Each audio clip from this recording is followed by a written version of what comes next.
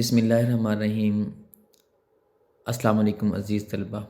यकीनन आप खैरियत से होंगे और अल्लाह से दुआ भी है कि आप खैरियत से हों। हमने केमिस्ट्री पार्ट 1 का चैप्टर 5 स्टार्ट किया था। इसमें मैंने आपसे कहा था एटम के स्ट्रक्चर के बारे में मुकम्मल डिटेल है। हमने इलेक्ट्रॉन की डिस्कवरी पढ़ी, फिर प्रोटॉन की डिस्कवरी पढ़ी, फिर न्यूट्रॉन की डिस्कवरी पढ़ी। हमने कहा कि इलेक्ट्रॉन जो है नेगेटिव पार्टिकल होता है। हमने कहा कि जो प्रोटॉन है वो पॉजिटिव पार्टिकल होता है। हमने कहा कि जो न्यूट्रॉन है वो न्यूट्रल पार्टिकल होता है। आज हमने जो टॉपिक पढ़ने हैं वो है इलेक्ट्रॉन। जो पढ़ा था, इलेक्ट्रॉन की डिस्कवरी पढ़ी थी, उसके charge to mass ratio J Thomson ने फाइंड की थी। हमने आज वो फाइंड करनी है। तो आज ही हम आज पढ़ेंगे केमिस्ट्री का जो हमने मेरे बेटे टॉपिक जहीं पे छोड़ा था वहीं से स्टार्ट करते हैं कि केमिस्ट्री पार्ट 1। आज जो हमारा टॉपिक है वो क्या है? वो है मेरे बेटे measurement of E/m value. E/m value find करनी है। आज ये E/m वैल्यू फाइंड करते हैं। इसमें जो E/m वैल्यू फाइंड करनी है ये जे थॉमसन ने फाइंड की। जे थॉमसन उस बंदे का नाम है, मैं लिख देता हूं। ये मेरे पास दिस मतलब E/m value was determined by, किसने मालूम की थी बोला? जे थॉमसन ने। जे थॉमसन ने। सबसे पहले हमने पढ़नी है इंस्ट्रूमेंटेशन। वो उसकी हिस्ट्री हो गई।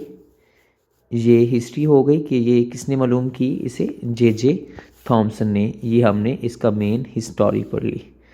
अब हम पढ़ेंगे मेरे बेटे इंस्ट्रूमेंटेशन।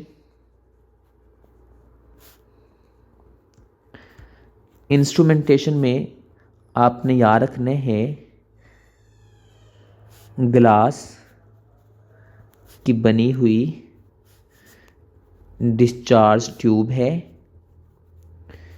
डिस्चार्ज ट्यूब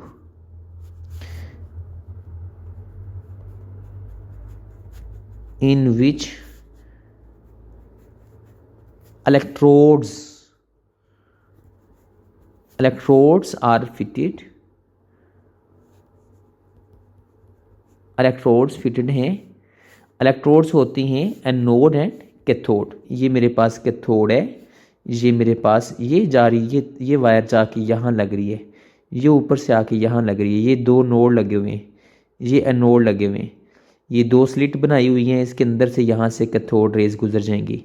ये इलेक्ट्रिक फील्ड लगा हुआ है और ये मेरे पास मैग्नेटिक फील्ड लगा हुआ है और ये मेरे पास यहाँ पे डिफ्लेक्शन जब होने के बाद वो जब हम इलेक्ट्रिक फील्ड अप्लाई करेंगे तो ये पॉजिटिव प्लेट है, ऊपर वाली ये वाली प्लेट पॉजिटिव है, तो कैथोड रेस पे क्योंकि चार्ज नेगेटिव होता है इसलिए ये ऊपर की तरफ यहाँ पे मुड़ जाएगी, यहाँ इसकी तरफ मुड़ जाएगी।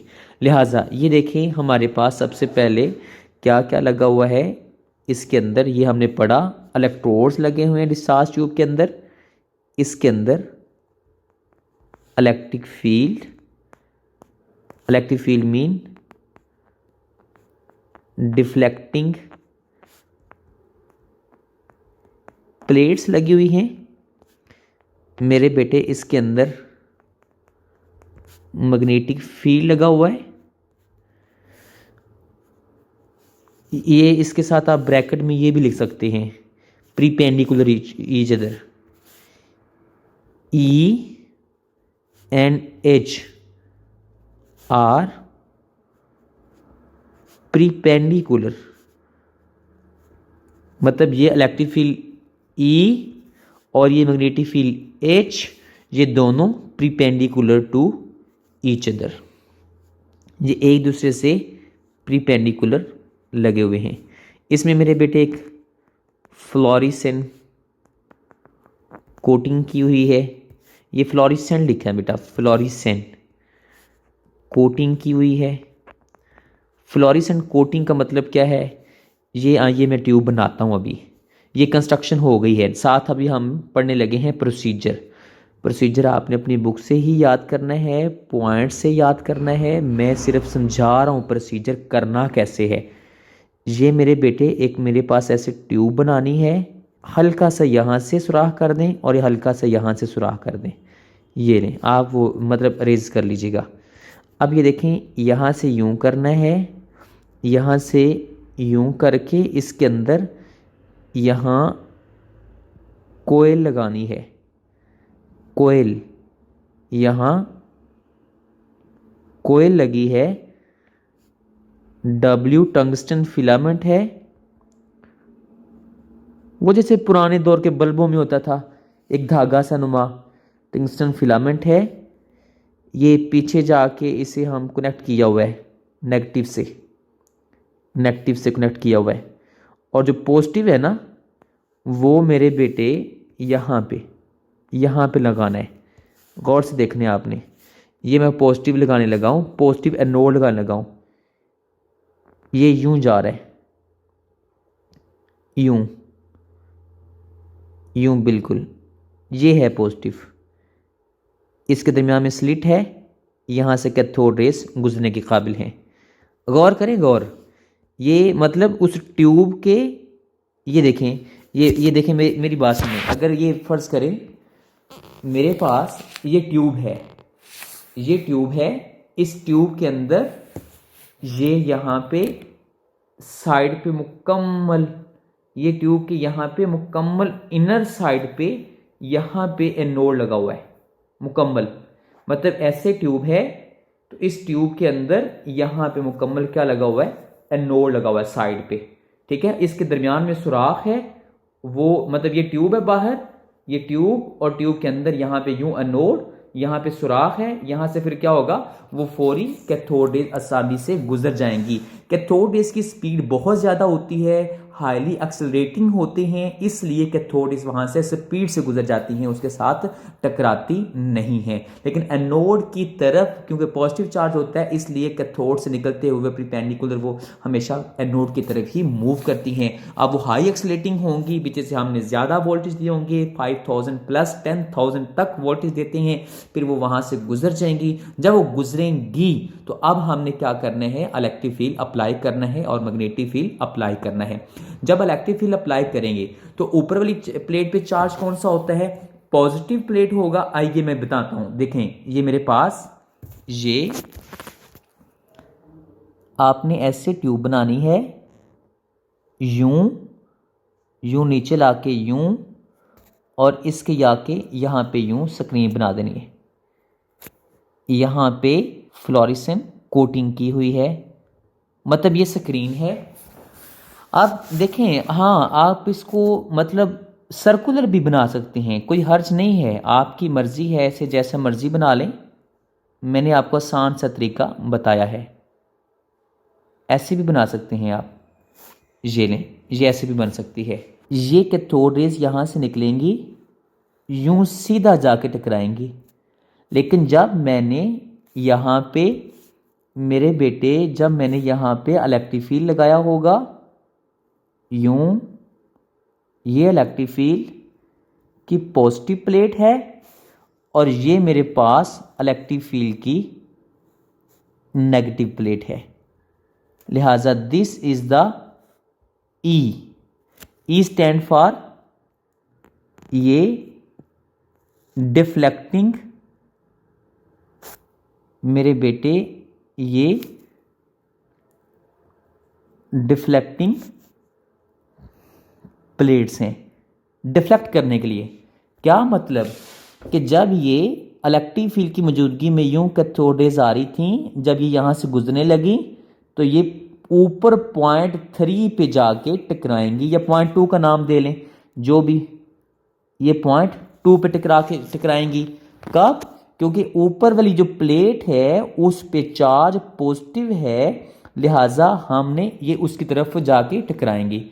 अब क्योंकि पॉजिटिव चार्ज अट्रैक्ट करेगा, क्योंकि इनके ऊपर चार्ज कौन सा है? नेगेटिव चार्ज है, ये नेगेटिव चार्ज है, लिहाजा ये ऊपर की तरफ मुड़ जाएंगी। अब वो पिछली साइड पे याद रहे कि वो बिल्कुल बैक साइड पे यहाँ पे मैग्नेटिक फील्ड लगा हुआ है।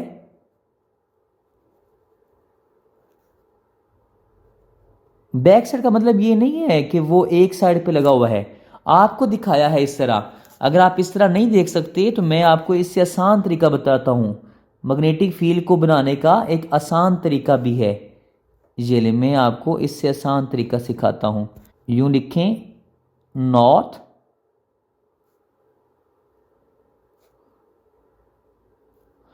यूं, और इसे बैक साइड को, क्योंकि मेरे पास जगह कम है, इसको यूं बेंड कर दे। वो बैक साइड से नजर आ रहा है, वो बैक साइड से नजर आ रहा है। ये ले, ये मेरे पास मैग्नेटिक फील्ड हो गया। ये नॉर्थ पोल, ये साउथ पोल। इसे थोड़ा सा हम बड़ा भी लिख सकते हैं आपकी आसानी की खातिर, लेकिन आपने थोड़ी बड़ी करके बनानी है तो कोशिश करनी है कि ये इलेक्ट्रिक फील्ड थोड़ा सा आगे जाके बन जाए, मैग्नेटिक फील्ड थोड़ा सा पीछे बन जाए। मतलब इस तरह की तस्वीर बनानी है ताकि वो थोड़ी सी वाजे रहे। अच्छा, ये मेरे पास हमने अभी क्या बनाया, ये पीछे मैग्नेटिक फील्ड। मैग्नेटिक फील्ड हमेशा क्या करता है भला, आने वाली रेज को डिफ्लेक्ट कर देता है। तो इसकी मौजूदगी में ये रे यहाँ जाके टकराएगी, ये पॉइंट P2 पे टकराएगी। लेकिन जब हम दोनों को अप्लाई कर देंगे, तीसरा एक्सपेरिमेंट इलेक्ट्रिक फील्ड और मैग्नेटिक फील्ड, तो ये यहाँ जाकर टकराएगी। मैंने ना आपको समझाया था भाई, क्या समझाया था कि जब ये मैग्नेटिक फील्ड और इलेक्ट्रिक फील्ड अप्लाई किए जाती है ना, ये आप यूं भी बना सकते हैं। ये आसान तरीका चले मैं सिखा देता हूँ। अगर आप इसको बनाना चाहते हैं तो इसको मैग्नेटिक फील्ड को ज़ाहिर करने का यूं भी एक तरीका है। यूं आपने ऐसे बॉक्स बनाना है, ठीक है, ऐसे एन यूं करना है, यूं कर लेके जाना है और इसे यूं टर्न करना है बिल्कुल गोल, यूं। और ये मेरे पास इसे थोड़ा सा तंग कर देना यहाँ पे, ऐसे ऐसे बिल्कुल ऐसे ले जाना है। और अब यहाँ से देखने आपने गौर करना है, ये नॉर्थ पोल हो गया, ये मेरे पास क्या बन गया, मैग्नेटिक फील्ड। अब आपने ट्यूब यहाँ से गुजारनी है, तो बेहतर है फर्ज करें ये मेरे पास ट्यूब गुजरी है, ये ट्यूब गुजरी है। आप पहले मैग्नेटिक फील्ड बना लें बेशक। ये मेरे पास ट्यूब गुजरी है, तो आपने क्या करना है, इसको हल्का सा पीछे से यूं ज़ाहिर कर देना है। ये थोड़ा सा दो ऊपर लेके जाने और बिल्कुल ये ऐसे डॉटेड इसलिए बनाया ताकि आपको कंफर्म हो कि ये बैक साइड पे है, ये बैक साइड पे है, ये मेरे बेटे बैक साइड पे है, ये मेरे बेटे बैक साइड पे है, ये बैक साइड पे है। ये लें जी मैग्नेटिक फील्ड बन गया। आपको इलेक्ट्रिक फील्ड ज़ाहिर करना है, आप यहाँ पे यूं प्लेट बनाएं, यूं उसकी पॉजिटिव प्लेट और यूं प्लेट बनाएं, ये उसकी नेगेटिव प्लेट है। ये हमेशा दोनों 90 के एंगल पे होते हैं। ये देखें, ये ऊपर नीचे, ये जो इलेक्ट्रिक फील्ड लगाया मैंने अभी भी, ये ऊपर नीचे, और जो मैग्नेटिक फील्ड है वो दाएं बाएं दाएं बाएं। पढ़ेंगे प्रोसीजर। प्रोसीजर क्या है, बड़ा आसान सा। नंबर 1 हमने क्या अप्लाई किया, मैंने सिर्फ बोलना है, आपने याद करना है, मैंने सिर्फ समझाया है आपको। When there was only electric field was applied, जब इलेक्ट्रिक फील्ड अप्लाई किया था, these cathode rays deflected toward the, ये किसकी तरफ मुड़ गई थी, इस पॉजिटिव प्लेट की तरफ। ये मेरे पास ये पॉजिटिव प्लेट की तरफ, इसकी तरफ मुड़ गई थी। और जब हमने क्या किया था, मैग्नेटिक फील्ड अप्लाई किया था ये नीचे वाला, तो इस जब इलेक्ट्रिक फील्ड अप्लाई किया तब ये पॉइंट P3 पे टकराई जाके, और जब हमने मैग्नेटिक फील्ड अप्लाई किया तो ये पॉइंट P2 पे जाए टकरा के। Number 1, at when electric field was applied the strike at the point P3 है। पहले इलेक्ट्रिक फील्ड अप्लाई किया, दूसरा फिर magnetic field was applied, then cathode is strike at the point P2। तीसरा काम क्या करना है, इलेक्ट्रिक फील्ड भी एंड मैग्नेटिक फील्ड भी, both were applied, so both cancel each other and cathode rays were not deflected to any side. This strike on the fluorescent screen eight point P1, ये point P1 पे टकराई, मतलब बिल्कुल सीधी जाकर टकराई। लिहाजा अब ट्यूब को देखें जरा गौर से, ये मैंने आपको समझाई थी। मैंने कलर स्कीम जानबूझ कैसे रखी है कि ये आपको जो नजर आ रही है, फर्ज करें ये इलेक्ट्रिक फील्ड नजर आ रहा है इस कलर में, ये इलेक्ट्रिक फील्ड की मौजूदगी में, इलेक्ट्रिक फील्ड की मौजूदगी में क्या हुआ था, उस वक्त सिर्फ ऊपर गई थी, वैसा ही कलर मैंने ऊपर को रखा, और मैग्नेटिक फील्ड का जैसा मैंने कलर रखा है बिल्कुल वैसे ही मैंने, ये देखें मैग्नेटिक फील्ड जो है, मैग्नेटिक फील्ड का कलर ये वाला है, तो पिंक है, तो पिंक कलर देखें नीचे को जा रहा है, इसका मतलब ये नीचे जाकर टकराई। और फिर हमने कहा कि जब दोनों अप्लाई किए हुए थे तो ये बिल्कुल सीधा जाके टकराई, बिल्कुल सीधा, दोनों ने एक दूसरे को क्या कर दिया था, कैंसिल कर दिया था, तो ये दोनों बिल्कुल जाके सीधा टकराई, यहां पे आके, ये यहां पे आके, ये यहां पे आके टकराई। लिहाजा 3 एक्सपेरिमेंट करने के बाद कैलकुलेशन, लो भी 2 हमने काम किए। नंबर 1 कंस्ट्रक्शन पढ़ी, नंबर 2 प्रोसीजर पढ़ा, नंबर 3 कैलकुलेशन। कैलकुलेशन क्या है कि जब हमने मैग्नेटिक फील्ड सर्कुलर पाथ में यूं घुमाता है तो मैग्नेटिक फील्ड की फोर्स HeV, मैग्नेटिक फील्ड की फोर्स बराबर होती है, किसके बराबर होती है, ये मैंने एक दफा पहले क्लास के अंदर बड़ी तफसील से समझाया हुआ है कि मैग्नेटिक फील्ड सारी जिंदगी यूं सर्कुलर पाथ में घुमाता है, सर्कुलर पाथ में घुमाता है। सर्कुलर पाथ में कौन सी फोर्स होती है, सेंट्रीपिटल फोर्स। तो लिहाजा HeV किसके बराबर हो गई, mv² ओवर r के। लिहाजा हमने दोनों को जब इक्वल रखा कि मैग्नेटिक फील्ड सर्कुलर पाथ में घुमाता है तो मैग्नेटिक फील्ड में क्या होता है, उसकी पावर H और E और उन कैथोड रेज की V स्पीड। तो ये V से V कट गया, तो ये बाकी क्या रहा, ये कट करने की जरूरत नहीं है आपको, बस वैसे बता रहा हूं कि ये E और ये M को नीचे ले जाएं, E over M is equal to, इधर एक V रह गया, क्यों, क्योंकि मैंने अभी बताया आपको यहां पे एक V के साथ एक V कट चुका है। अब वापस देखें मेरे पास यहां पे क्या बचा, एक V ओवर R बचा, क्लियर। अब ये H है, इस H को यहां पे नीचे ले आए, अब लिहाजा यहां पे H को मैं नीचे ले आया हूं, ये मेरे पास एक इक्वेशन हासिल हो गई है मेरे बेटे।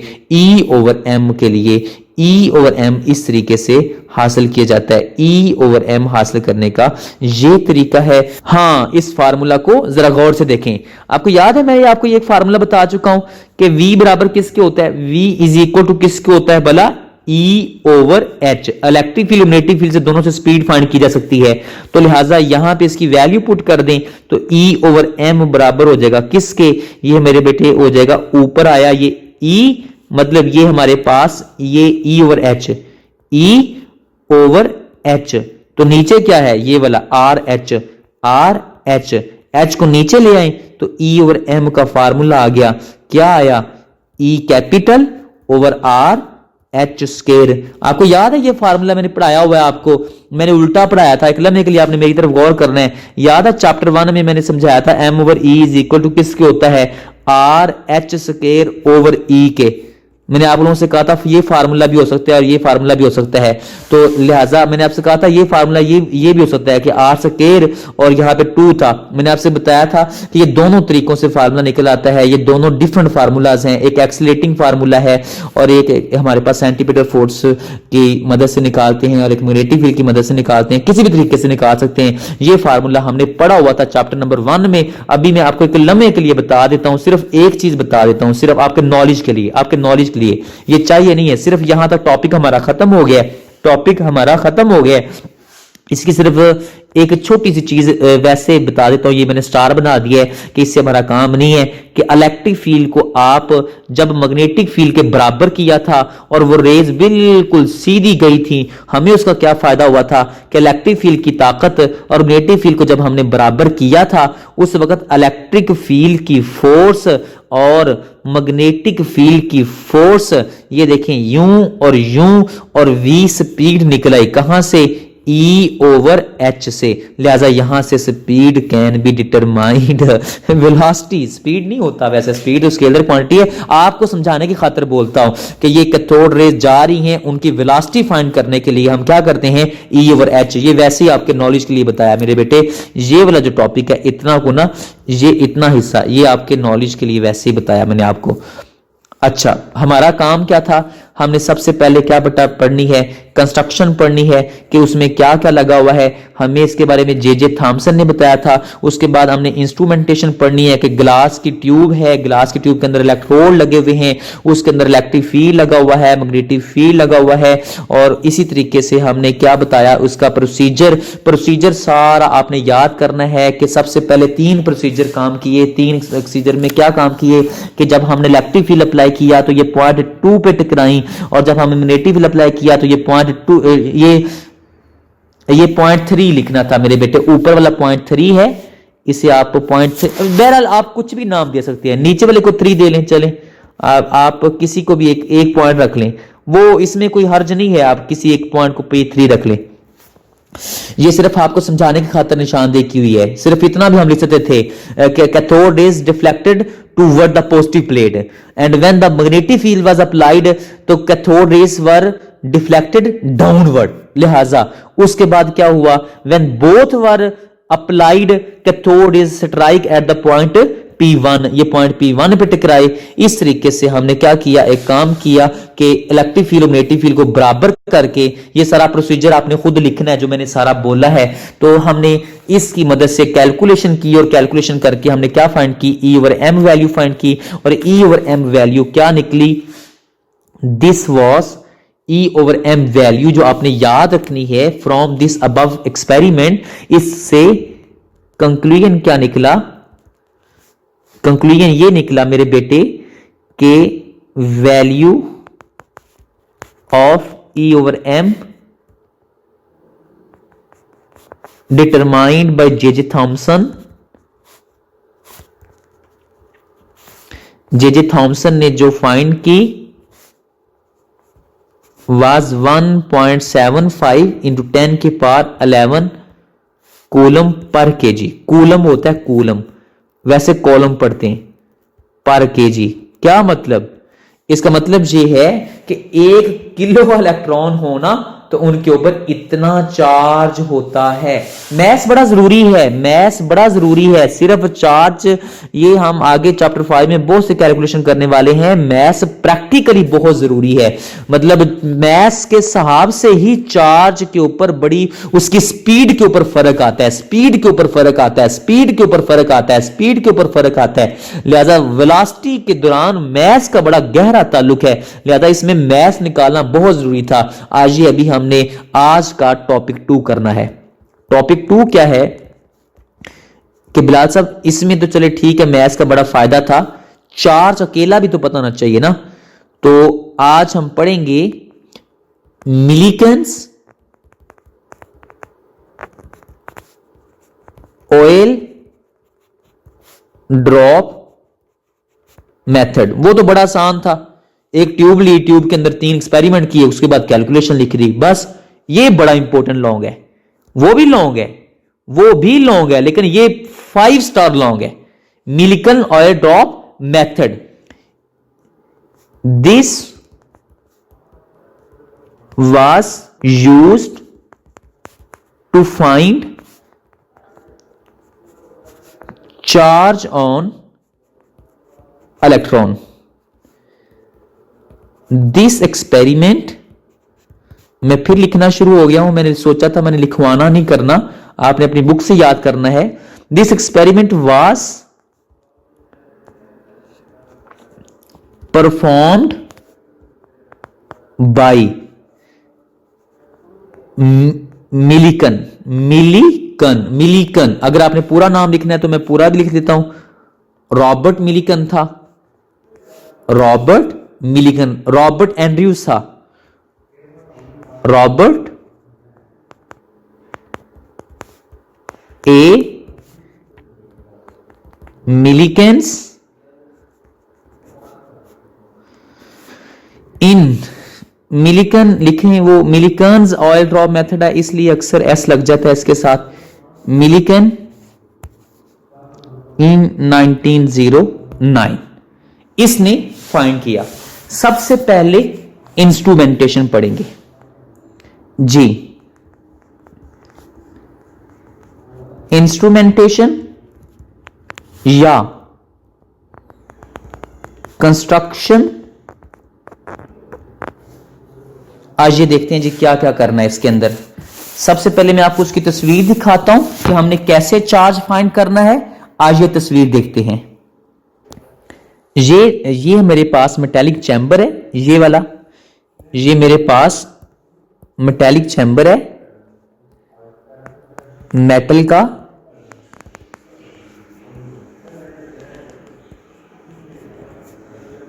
मेटेलिक चैम्बर है।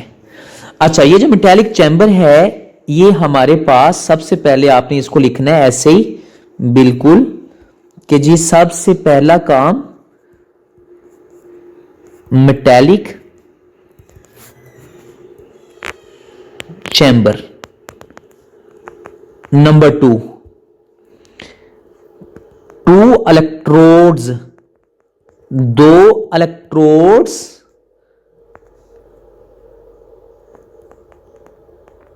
एनोड, एक एनोड ए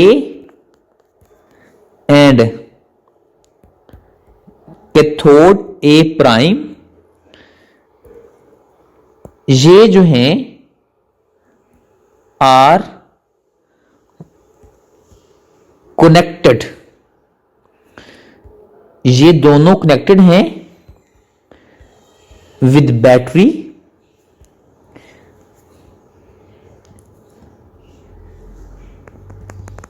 विद बैटरी। ये दोनों कनेक्टेड हैं किसके साथ? बैटरी के साथ। मैं पहले दो कुछ चीजें समझा दूं ताकि आपके लिए आसानी रहे। ये मेरे पास एक मेटालिक चैम्बर है बेटा, ये बिल्कुल ऐसे ये बना हुआ है जैसे ग्लास होता है। इसके अंदर ये दो प्लेटें लगी हुई हैं, ये वाली, एक ये वाली प्लेट लगी हुई है, एक ये वाली प्लेट। ये आगे से आधी कट करके दिखाई है आपको, मतलब समझे एक कट किया हुआ है ग्लास। और ये सामने इसके मेरे बेटे यहां पे इसने वैसे थोड़ा सा इसमें ना बिल्कुल यहां पे सामने यहां पे आंख होती है देखने के लिए, यहां पे आंख होती है देखने के लिए। आई सोर्स या कह लें कि या माइक्रोस्कोप 90 के एंगल पे लगानी है, जहां मर्जी लगा लें। ये लें, ये इसने यहां लगाई है माइक्रोस्कोप, ये तो इसके यहां पे रखना है आपने एक बिल्कुल बैक साइड पे ना, बिल्कुल बैक साइड पे, वो पीछे, वो पिछली साइड पे, ये बिल्कुल पिछली साइड पे वहां पे लगा हुआ है मेरे बेटे एक लाइट सोर्स लगा हुआ है। जो छोटी सी यहां पे विंडो होती है, यहां से हमने एक्सरे सोर्स होता है।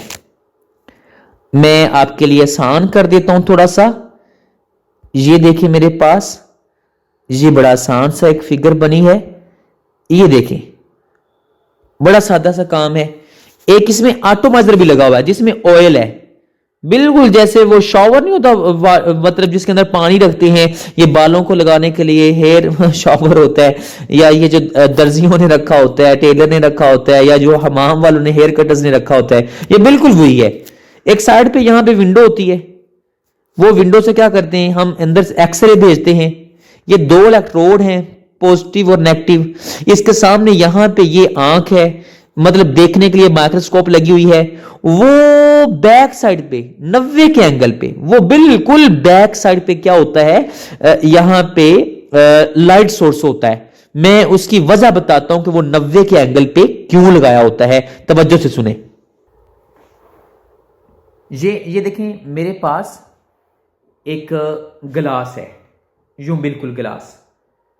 इसका फायदा ये है कि अगर मैं, ये देखें, ये गिलास है, अगर मैं यहां से देख रहा हूं सामने से, तो इस गिलास के ऑपोजिट साइड से, बिल्कुल सामने साइड से अगर आप लाइट भेजेंगे ना, तो वो मेरी आंख में आएगी, तो मैं उस ऑयल के ड्रॉप को गिरते सही देख नहीं सकता।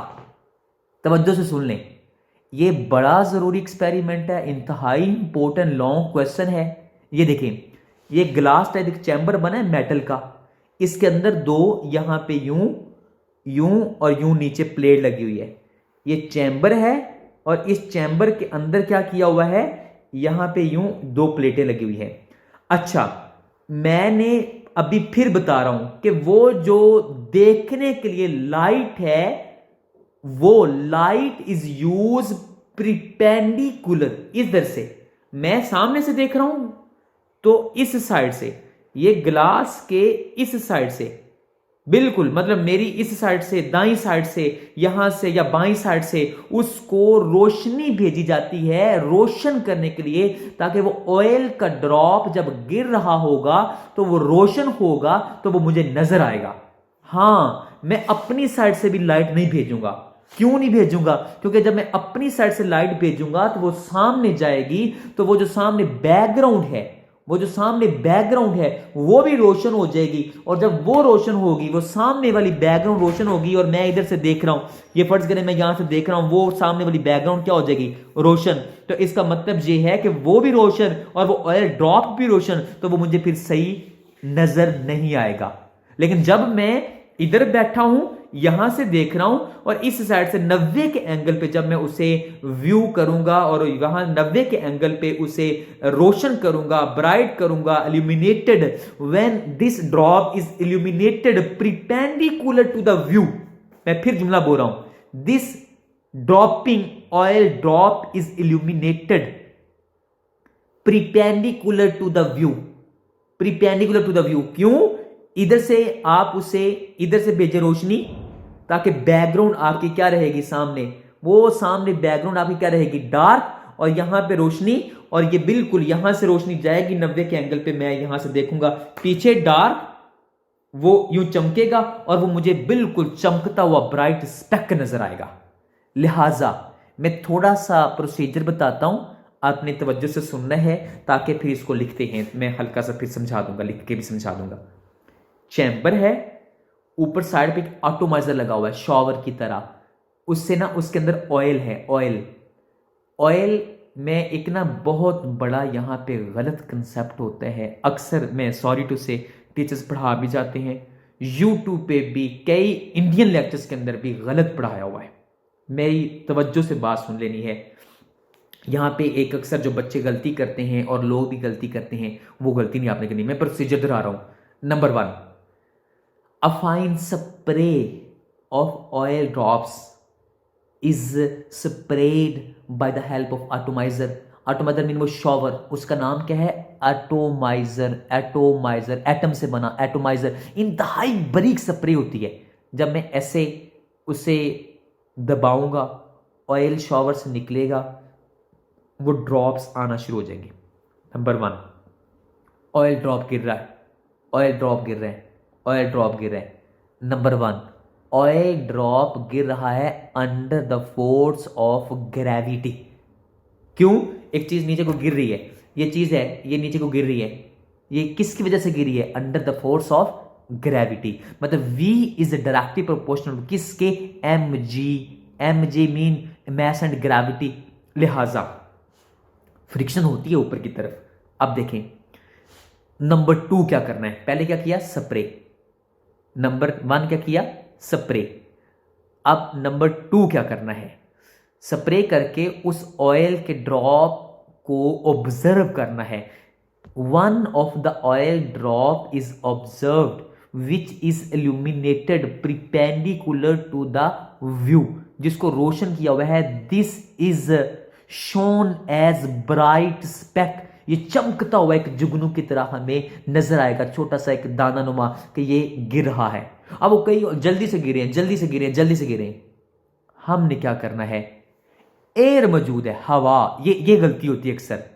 मैं ऑयल ड्रॉप नहीं कह रहा, मैं कह रहा हूं उस चैम्बर के अंदर हवा भी मौजूद है। There is also air present in the metallic chamber, there is also air present, instrumentation में एयर भी मौजूद होती है इसके अंदर।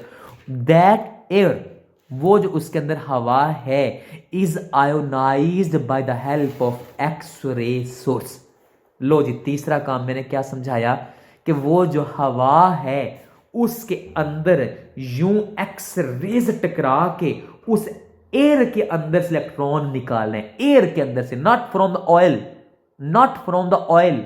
Oil is always saturated, oil is always saturated, double bonds होते हैं।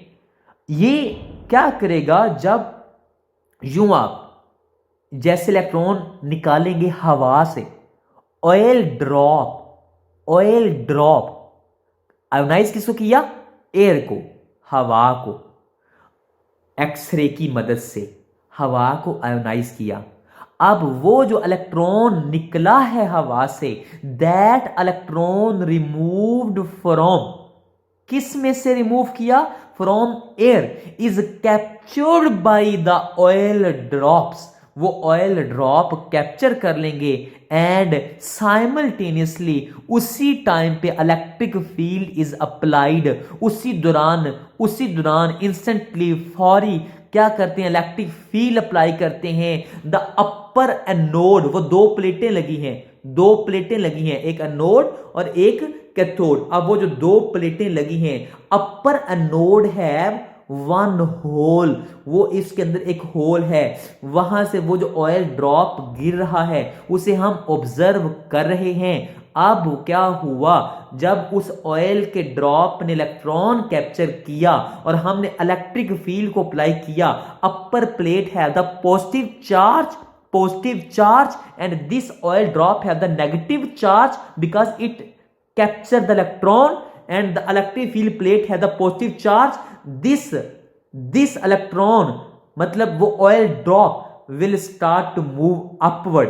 पहली दफा जब इलेक्ट्रिक फील्ड अप्लाई नहीं किया था और ना ही हमने हवा को आयोनाइज किया था, तब वो गिर रहा था oil drop under the force of gravity.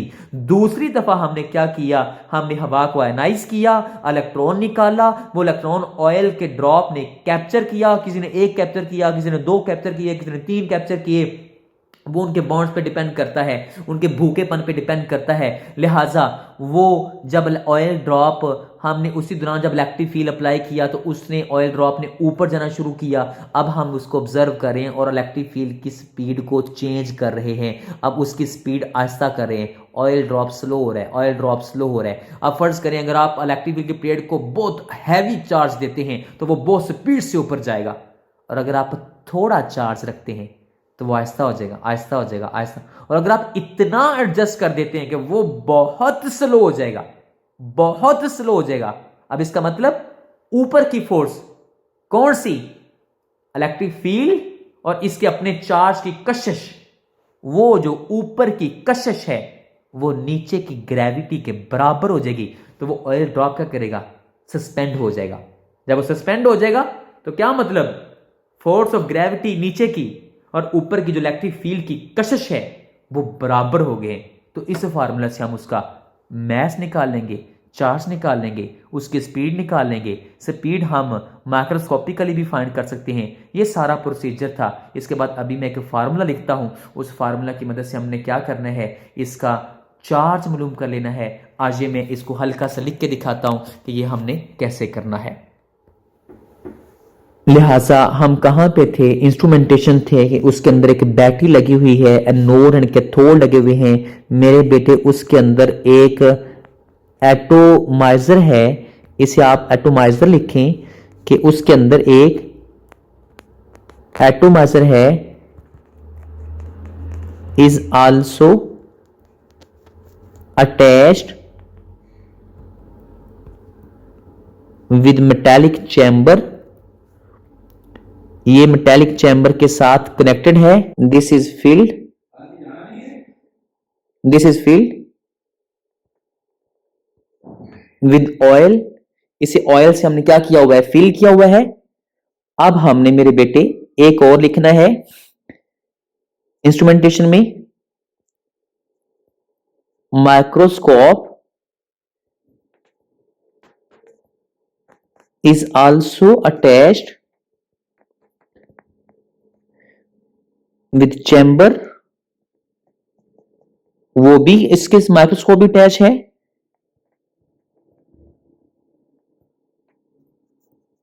Light source is used, light source को यूज करते हैं किस मकसद के लिए, to illuminate the oil drops। इसके अलावा मेरे बेटे an x-ray source is also attached. और आखिरी बात लिख रहा हूं कि मेटेलिक चैम्बर जो है ये भरा हुआ है, इज फिल्ड विद। तो अब इस बात को खत्म करते हैं। ये प्रोसीजर मैं क्योंकि सारा समझा दिया है, हल्का सा दोहरा देता हूं कि ये मेरे पास एक मेटेलिक, अच्छा ये मैंने लिखना था कि metallic chamber is filled with air, हवा के साथ। प्रोसीजर क्या है मेरे बेटे, ये बड़ा सादा सा कि सबसे पहला काम हमने क्या किया, मैं सिर्फ बताना है क्योंकि मैंने सारा समझा दिया है। आपने अपनी बुक से पॉइंट्स से याद कर लेना है कि इसके अंदर दो इलेक्ट्रोड्स लगे हैं, अपर नोड और लोअर कैथोड, दो प्लेटें हैं।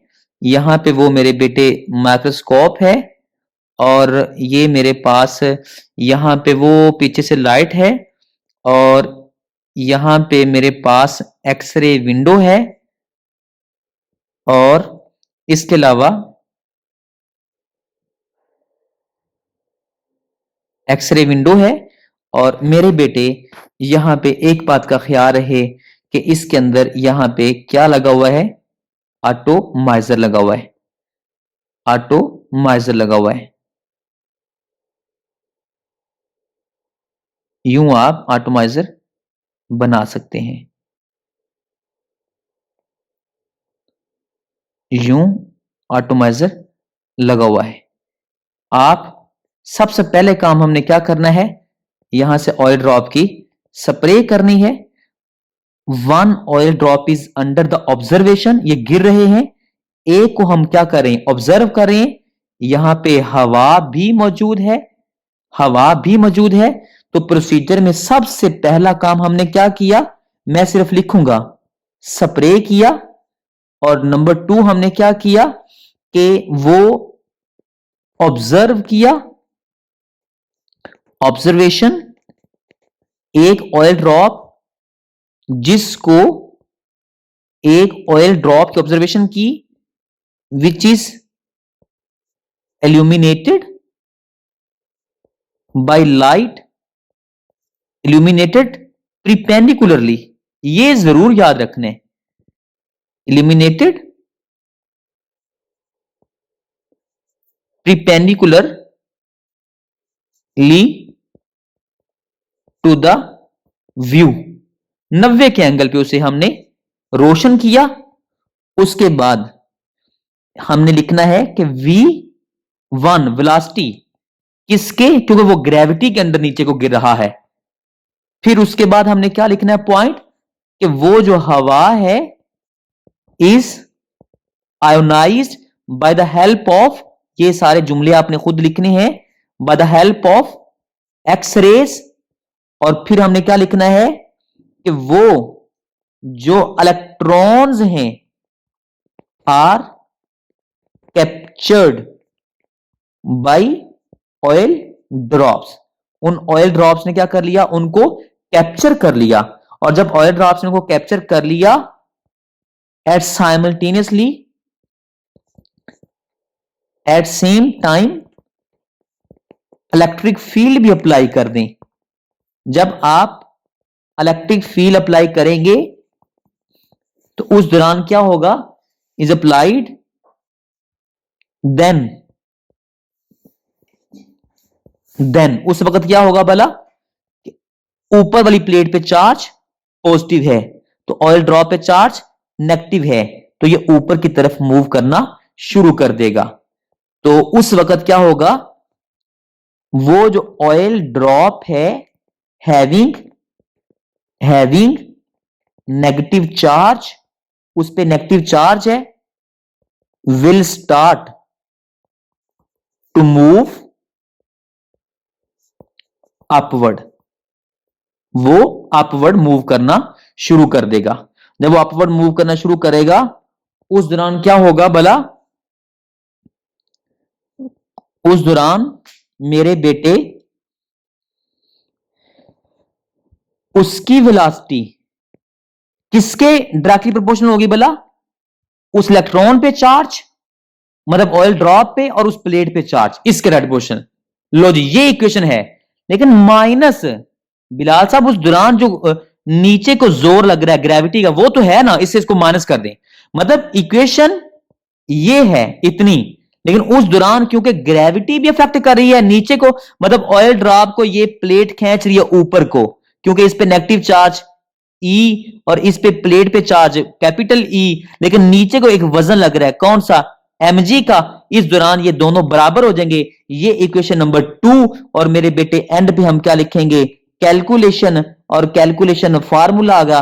फार्मूला क्या आएगा कि by dividing the equation 1 by dividing the equation 2। ये इक्वेशन 1 क्या थी, v is equal to mg, और v2 क्या थी कि उसकी ऊपर की तरफ स्पीड ये थी, लेकिन माइनस नीचे की तरफ जो जोर लग रहा है ग्रेविटी का, ये फार्मूला है। इस फार्मूला में आपने बताना है, नीचे ये पॉइंट लिखना है कि velocities can be determined by the microscopically and mass can be determined by suspending the oil drop, कि इस ऑयल ड्रॉप को ऊपर की तरफ जाते हुए इस इलेक्ट्रिक फील्ड को इतना एडजस्ट करें कि नीचे वाली ग्रेविटी की फोर्स और ऊपर वाली जो इलेक्ट्रिक फील्ड की फोर्स दोनों बराबर हो जाएं, तो वो सस्पेंड हो जाए। उस दौरान हम मैस फाइंड कर लेंगे। और gravity and E R noun, ये हमें वैसे ही पता होते हैं, ग्रेविटी की वैल्यू पता है, इलेक्ट्रिक फील्ड जितना अप्लाई किया वो भी पता है। इस तरीके से हमने क्या किया, चार्ज फाइंड कर लिया, और वो मेरे बेटे चार्ज क्या निकला, आपने चार्ज की वैल्यू याद रखनी है 1.6 इंटू 10 की पावर माइनस 19 कूलम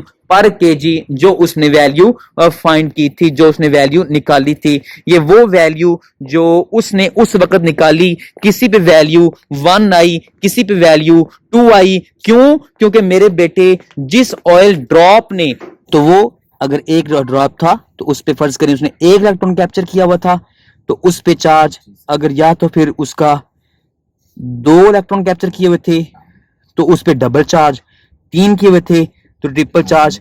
तो जो कम से कम जो चार्ज आया था वो आया था 1.75 इंटू 10 की पावर माइनस 19 कूलम। इतना चार्ज आया था मेरे बेटे। ये जो नई वैल्यू है नए दौर की, ये उसके करीब तरीन, बिल्कुल उसके करीब तरीन ये वैल्यू निकलती है। ये वैल्यू है जो आपने याद रखनी है। To measure the charge E of an electron is known as the Millikan's oil drop experiment. In the Millikan's oil drop method, an atomizer produces oil droplets in the form of mist, which are sent through a plate of electrical condenser. There are different forces which act on the oil drop, including gravitational, electrostatic force due to electric field, and viscous drag force. The rate at which these drops fall were measured by observing them through a micrometer eyepiece of a telescope. X-rays were passed through the chamber to ionize the air inside. On colliding with gaseous ions, these oil droplets acquire charge. The rate at which these droplets fall can be controlled by changing the strength of applied voltage to the plate. With this experiment, he observed that the magnitude of electrical charge Q on the droplets is always a multiple of electrical charge E. That is, Q is equal to NE, where N is equal to 1, 2, 3, and so on. इसी के साथ आपने बहुत सा अपना ख्याल रखना है। अल्लाह हाफिज़, फ़ी अमानिल्लाह।